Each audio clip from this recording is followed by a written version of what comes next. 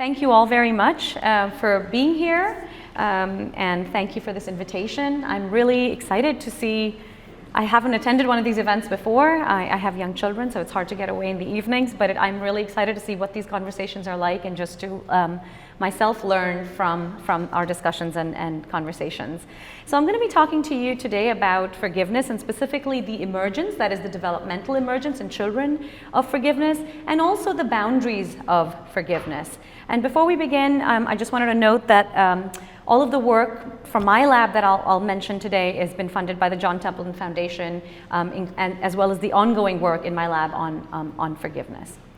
So humans are intensely social beings. We benefit greatly from living and cooperating in groups by exchanging goods and services with one another, coordinating efforts to obtain food, defending ourselves against predators, and so on. In our evolutionary history, social living and cooperation has been absolutely critical, and has had enormous benefits. And so it's really critical that we safeguard these vital social and cooperative relationships. And I think, and have proposed, that there are several really important requirements for safeguarding these relationships. And one fundamental requirement is that if and when a cooperative relationship is damaged, it must be repaired. That's just as simple as saying, in order to have these vital cooperative relationships, we must maintain and repair them in order to continue to benefit from them.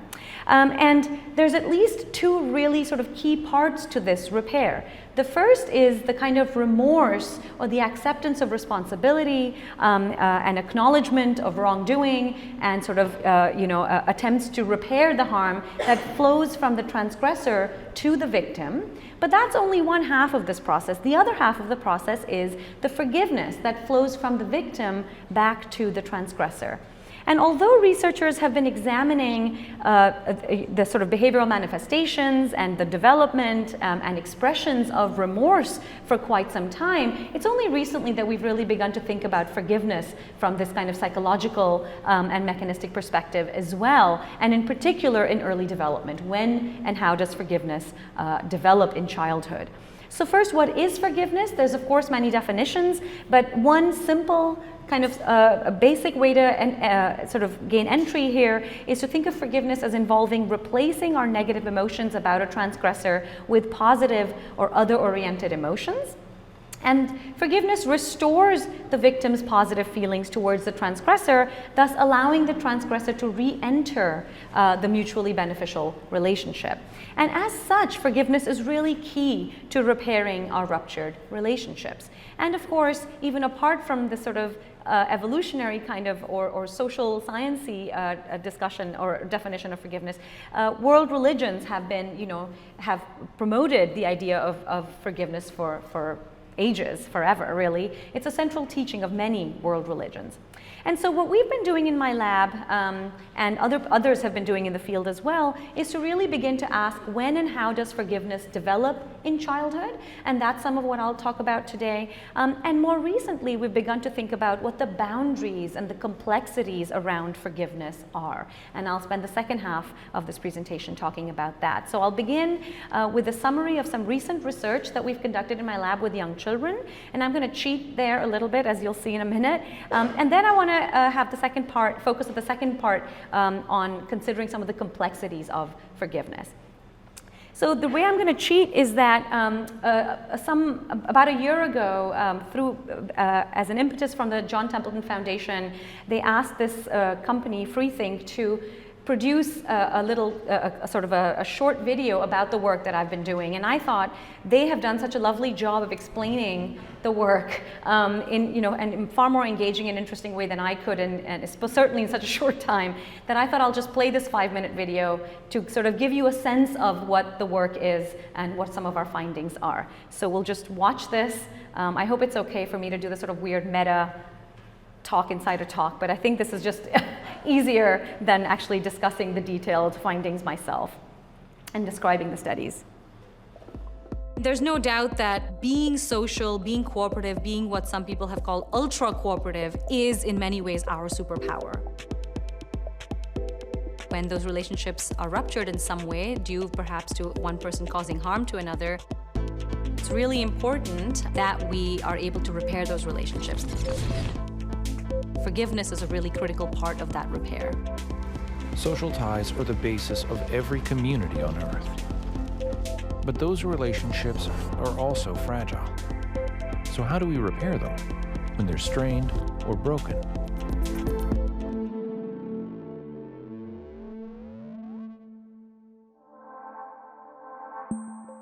Philosophy and religion have espoused the virtues of forgiveness for millennia, but the scientific study of forgiveness is fairly new. My name is Amrisha Vaish, and I study how children behave cooperatively towards others and learn to be moral individuals.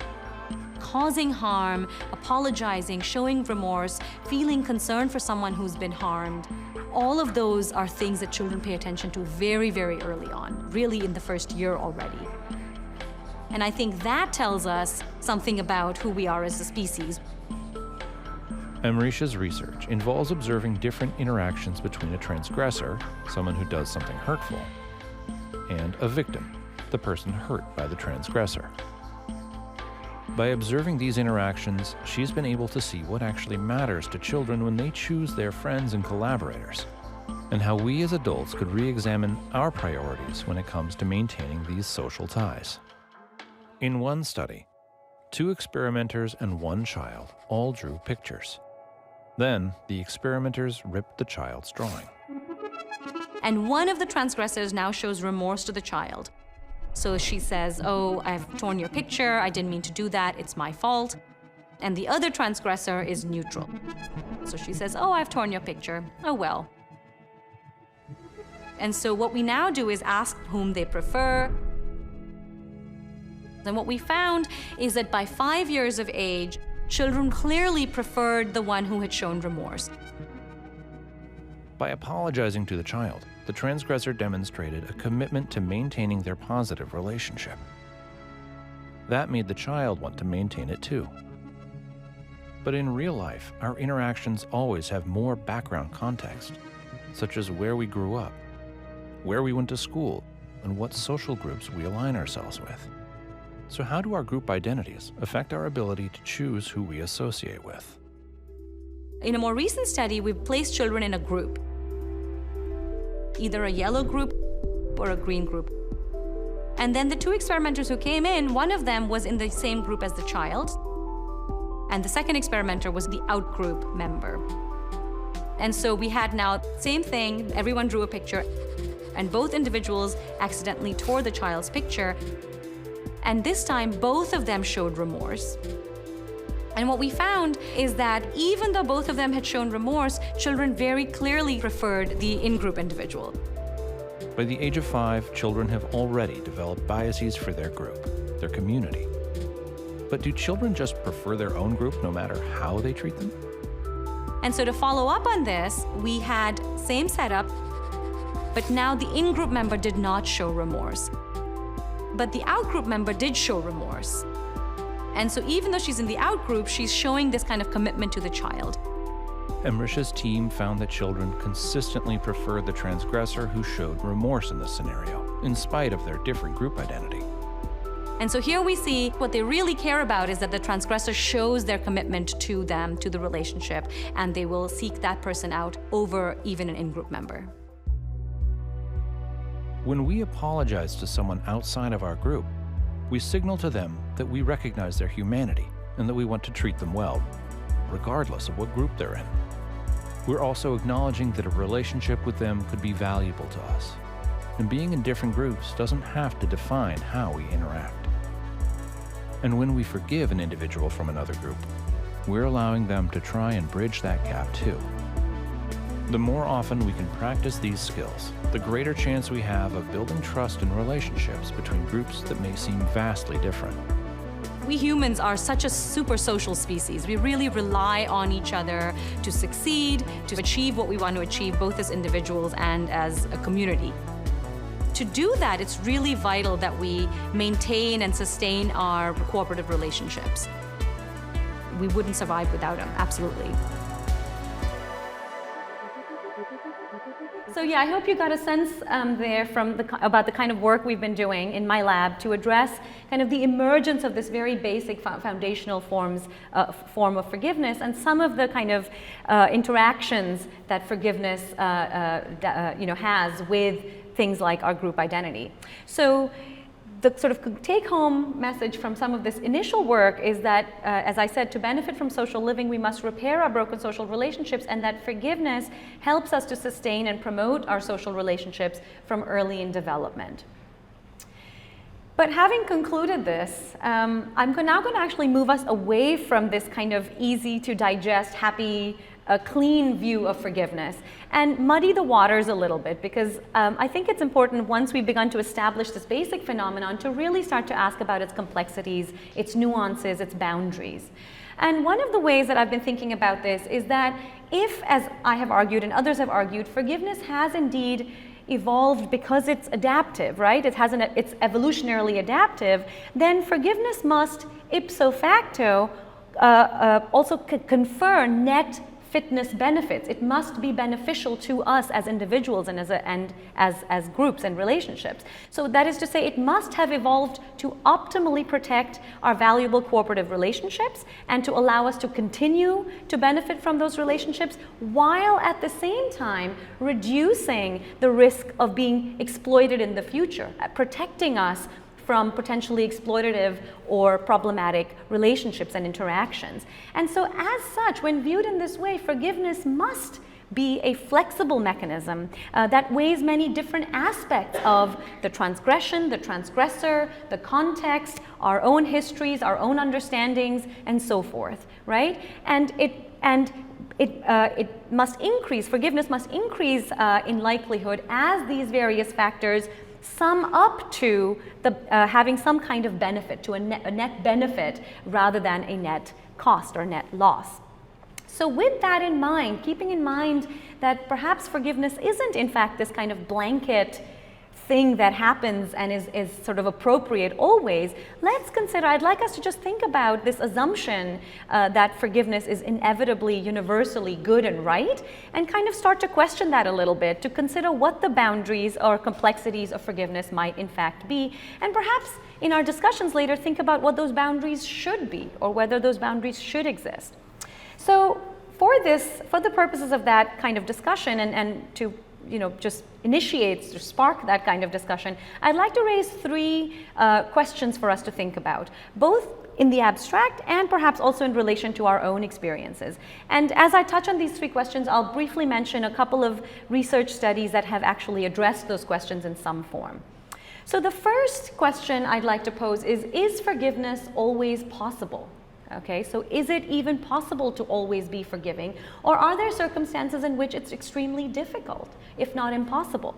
So, for instance, we know now from research over the last some years, a couple decades actually, that intentional transgressions are harder to forgive than accidental transgressions. And the work that you just saw represented in this video that has been done in my lab, our transgressions are always accidental. So, and that's because we're testing young children in our labs, and we don't want someone to come and intentionally cause them harm. So there are ethical reasons, but it's also the sort of most basic kind of context in which forgiveness might be elicited. But it is important to ask, what is it about the nature of transgressions that might make forgiveness easier versus harder? So one thing we know, at least among adults, is that intentional transgressions are harder to forgive than accidental ones. And in fact, there's research suggesting something really counterintuitive, but really interesting, which is that when someone apologizes right after they've caused an intentional transgression, adults are actually less forgiving of those individuals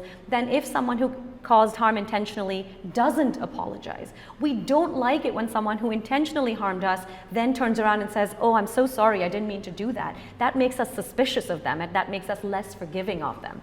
We're also less forgiving of severe transgressions than minor ones, repeat transgressions than occasional ones, and so forth. Beyond the nature of the transgressions, a lot of other personal factors matter as well. Our personal histories, our personal relationships with the individual causing the harm or with others, and many other factors as well. Of course, cultural factors and other social factors as well. So this is just essentially raising the question of, is it even always possible? Is forgiveness, and certainly the same amount of forgiveness, always possible? Or is it actually a lot harder in certain circumstances? A second question is forgiveness always helpful? This seems strange to ask because, you know, forgiveness has gotten such a good rap, right? We think about it as being a sort of universal positive, that it just is always going to be good. But actually, there's some recent research suggesting that it isn't always good, always helpful for the individual or for the relationship. So there's there's a growing body of work to suggest that forgiveness can actually have negative implications as well under certain circumstances. So as just one example, researchers have suggested that the tendency to express forgiveness may actually lead offenders to feel free to offend again.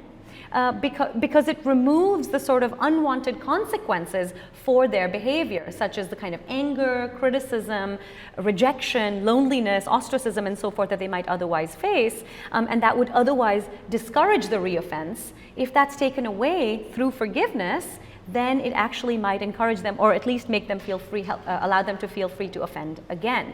And so in support of this, McNulty, for instance, and colleagues have found they conducted a study with newlyweds, and they found a positive association between spouses' reports of their tendencies to express forgiveness to their partners and those partners' reports of psychological and physical aggression towards their spouse. So specifically, spouses who reported being relatively more forgiving actually experienced more psychological and physical aggression, or at least that aggression remained stable over the first 4 years of the marriage, whereas spouses who reported being relatively less forgiving experienced declines in both forms of aggressions over time. Okay? And so it's not clear that it's always going to be beneficial for the relationship or for the individuals involved. There's other work similarly showing potentially negative implications in the context of self-forgiveness. So self-forgiveness essentially being you forgive yourself for your harmful behaviors, you let go of the guilt and negative feelings associated with your harmful behaviors. And in general, self-forgiveness is associated with positive outcomes and increased well-being. But self-forgiveness for ongoing harmful behavior, specifically, not all cases of self-forgiveness, but self-forgiveness for ongoing harmful behavior actually impedes change for the better because it alleviates the negative emotions such as guilt that are necessary for initiating change. So forgiving yourself in these specific circumstances of ongoing harmful behavior can actually lead you to not be motivated to change that behavior because you're not feeling negatively about it, you're not motivated to change it. Okay, and finally, is forgiveness always right? Is it always the right thing to do? Should we, in fact, always strive to forgive? Again, this is a strange kind of question to ask because, again, we think of forgiveness as being such a good, positive thing, although I've just argued that in some circumstances it isn't. But in fact, it can really have other kinds of negative implications as well. So forgiving those, for instance, who don't believe that they've transgressed, can actually result in damaging the relationship. So Adams and colleagues, actually Gabe Adams is a colleague here at UVA at the Batten School, and her group has found, they investigated participants' responses to people who expressed forgiveness of them versus those who did not. And they found that when the ostensible transgressor did not believe that he or she had caused harm, had actually committed a wrongdoing, then receiving forgiveness actually damaged the relationship. So being forgiven when the transgressor doesn't think they've done anything wrong can actually lead to negative implications for the relationship. And additionally, also from Gabe Adams and colleagues' work, there's work coming that has considered multiple victim transgressions. So when one transgressor causes harm to multiple victims, what they found is that some of those victims may not be ready to forgive yet. And when that's the case, and other victims do forgive, the unforgiving victims feel as though the forgiving victims have sort of overclaimed their ability to forgive. If some of the victims aren't yet ready to go to do that, then the forgiving victims have in some sense taken, laid claim to the capacity to forgive and are in some sense speaking for all of them when they forgive that transgressor. Whereas in fact, of course, some of the victims aren't yet ready to forgive. And this leads the non-forgiving victims to actually perceive the forgiving victims as being low, as having relatively little integrity, and as viewing them less benevolently, as sort of with less consideration, because they haven't considered how the lack of forgiveness, they haven't considered whether all the victims are in fact ready to forgive. So in here you even see that even when it seems like a personal decision, perhaps it may actually have sort of ripple effects in the group, in the relationships, and the larger community that is being impacted by these forgiveness decisions. And so I just want to leave you with these 3 questions as we enter the discussion about kind of what are the complexities of forgiveness, and perhaps how do we overcome them if we do in fact think forgiveness is something to always strive for? Is it something to always strive for? And if it is, how can we overcome these complexities or sort of obstacles on the way? So I'll just leave you with those, and thank you for your time.